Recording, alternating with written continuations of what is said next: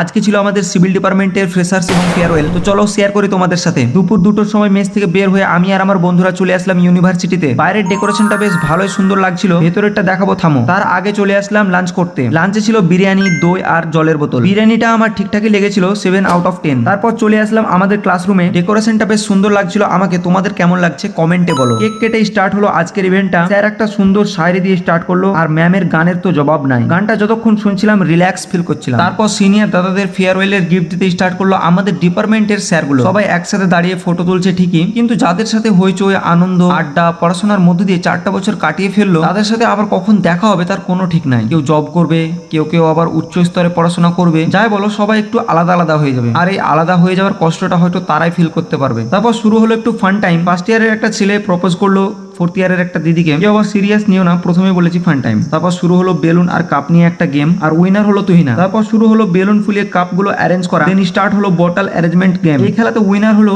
এমনকি mister freshers হলো মিরাজ। তো সিনিয়র জুনিয়র সবাই মিলে একটু ডান্স করতে লাগলাম। তো আজকের জন্য এতটুকু, দেখা হবে পরের ভিডিওতে। বাই।